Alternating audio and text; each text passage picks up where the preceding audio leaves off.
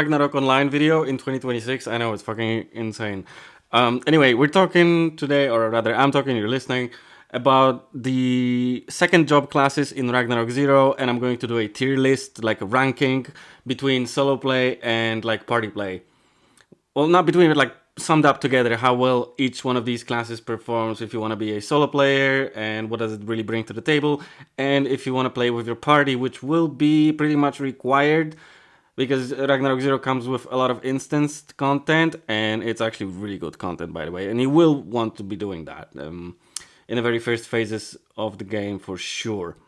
Because your main equipment will be coming from, not main, but like the end game equipment will be coming from those instances. Right, so let's jump right to it. Unfortunately, I will not be able to provide you guys with any footage of the classes playing, well, because there is no official release yet, but I've played the Korean Ragnarok Online Zero, and I've played the private server of Ragnarok Zero as well. And from what I remember, I'll try and make my best judgment. Please don't like super quote me on this. It's just like a general overview. So anyway, starting off with the swordsmen, guys. The knights. Knights go straight into the S tier. Wait. Yeah, sure. Okay, S tier. I was debating A tier, but knights are straight up S tier.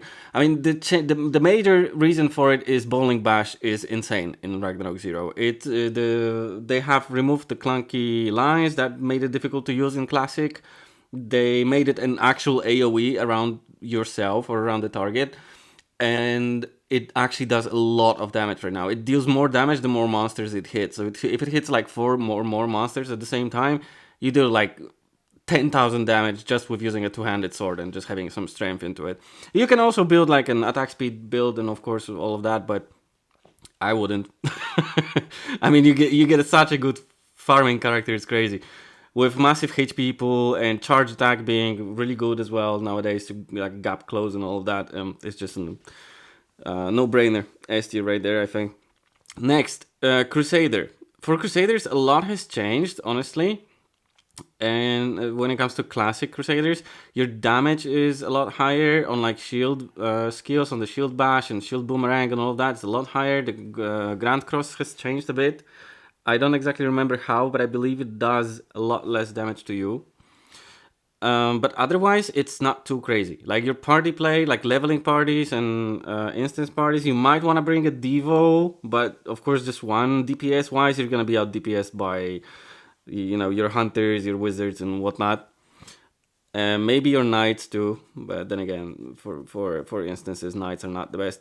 So yeah, I'm just gonna put Crusader in the B tier because I haven't seen too many of them. I don't know, maybe there will be some more changes when it comes to the global server. I don't know.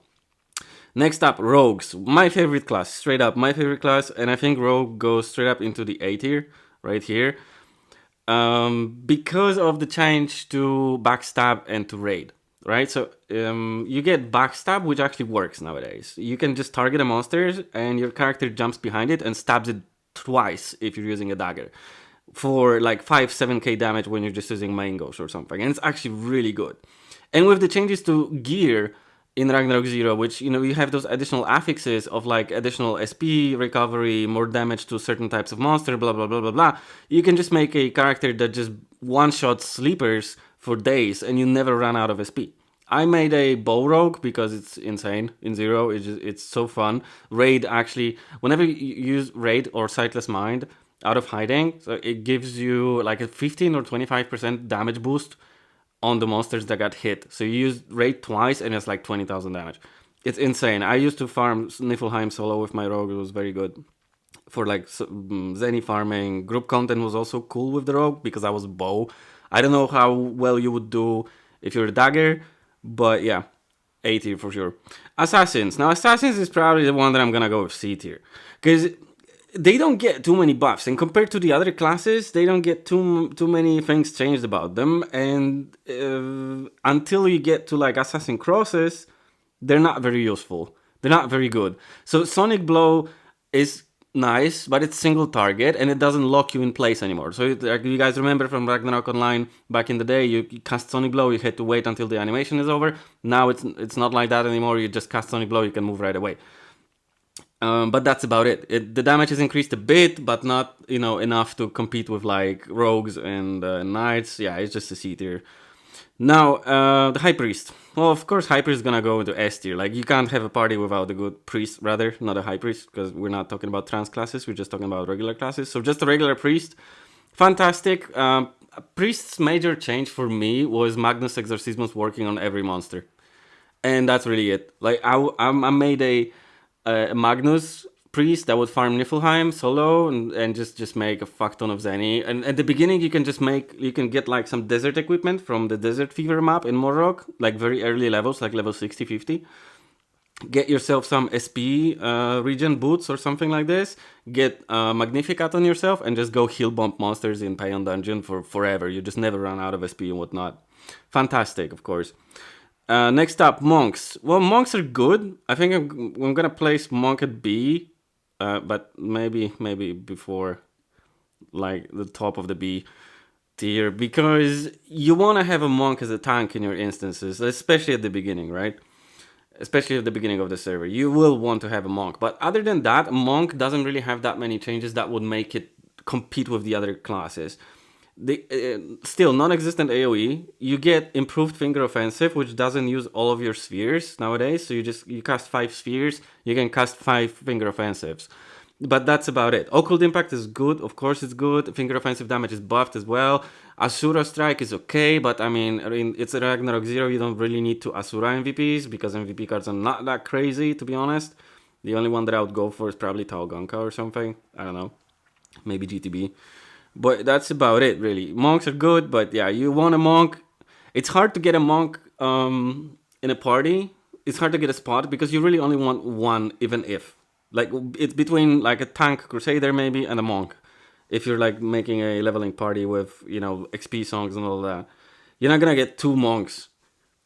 Simply because, well, you're probably gonna want to have like people running around the map gathering monsters and just dropping them on the monk or something like this, just for a little bit of like a buffer between the damage and the monsters doing the damage to the party, right? And that's about it. Hunters are good, but I think Hunters are gonna go into like B tier, maybe A tier.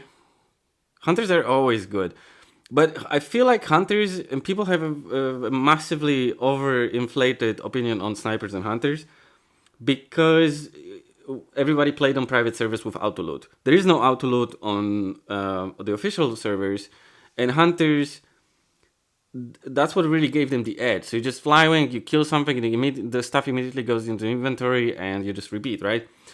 You get improved traps as a hunter, which deal a lot of damage, and you can solo MVPs very easily with that, if that's something that you want to do.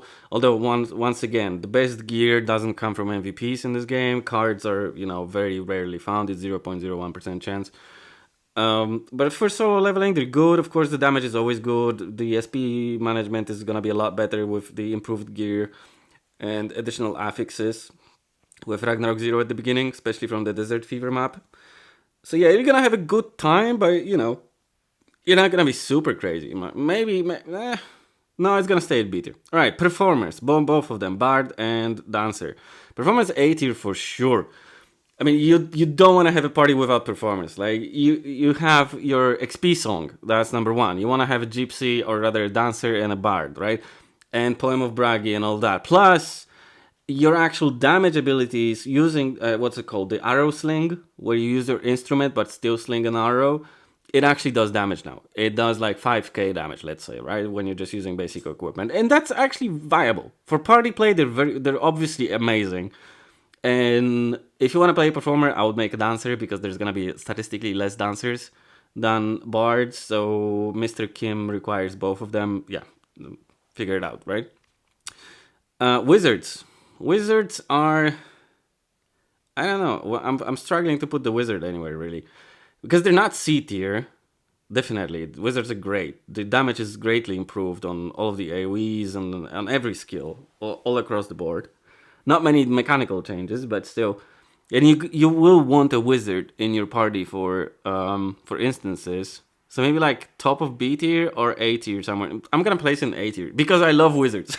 I love rogues and wizards. I'm just gonna place it in A tier, but I think Bard will go above Rogue. You will definitely need more Bards than Rogues in the game, and yeah, something like this.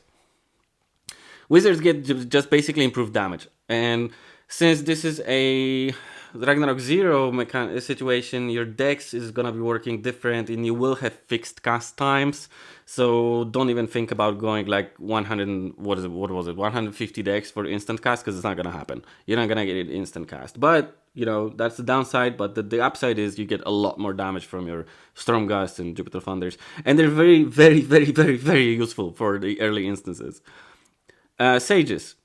Sages are gonna go B tier, somewhere behind Hunters, honestly. You still want your Endows, they work very well. The Endows last 30 minutes nowadays with the changes in Ragnarok Zero, so that's massive.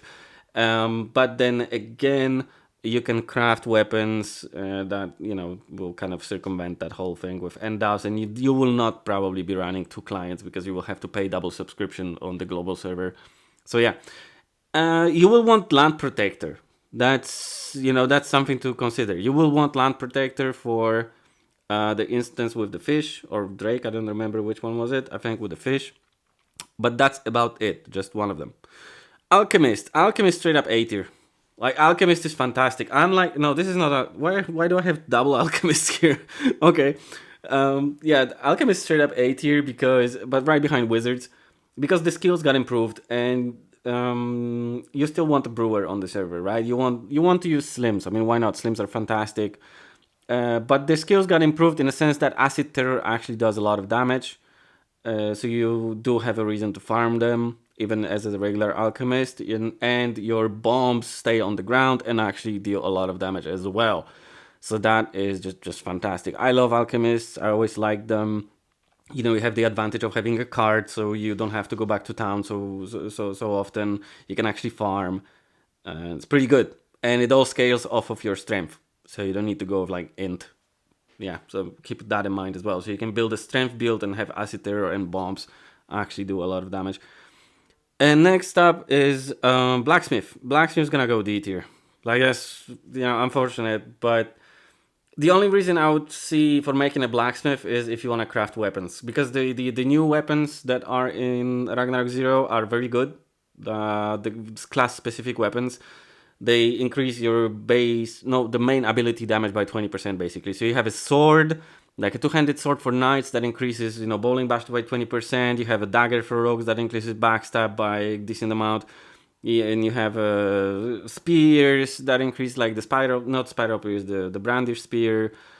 But I don't quite remember the other ones.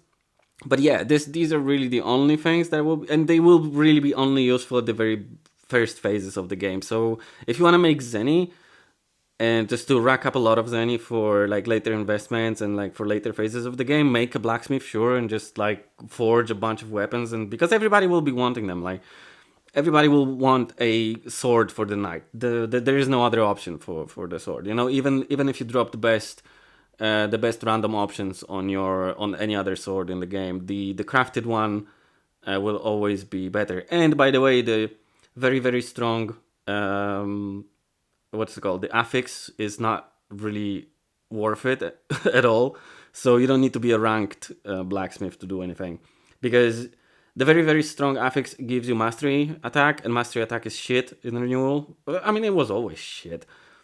So it doesn't really do anything. It's gonna give you like 50 more damage or 100 more damage on your main skill, which does like 10,000. So yeah, nobody in the right mind will be paying a premium for very, very strong crafted swords or daggers, because it literally doesn't make any sense.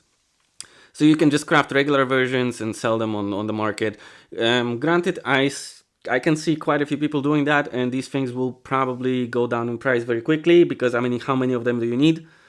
Unless you want to over upgrade them or something, and there will be people who go for like +9 those two-handed swords for knights and +9 daggers for rogues, because they're amazing for farming at the very beginning.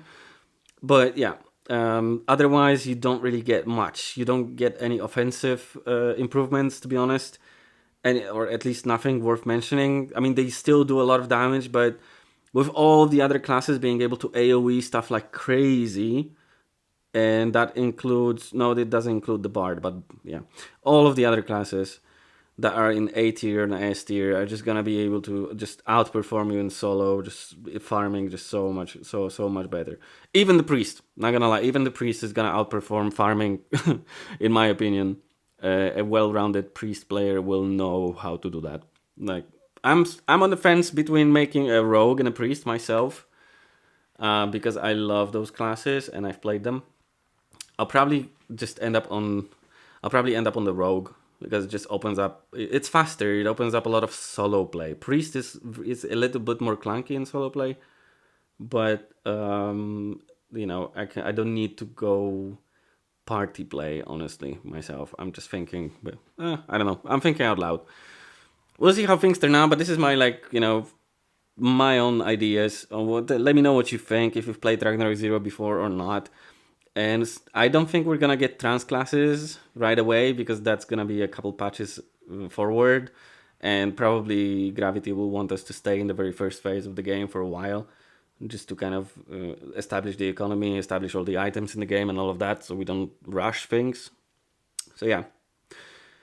Later, this is gonna change a lot. So once we get trans classes, it's gonna be quite a bit different. Rogues are gonna fall off.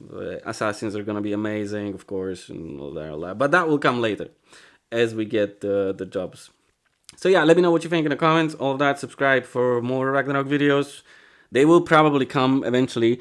If I figure out a way of how to show you guys the actual skills before the server comes up, I will do it. But yeah, it's not easy running. It's not easy running Ragnarok on a MacBook. That's all I'm saying. All right, see you guys later.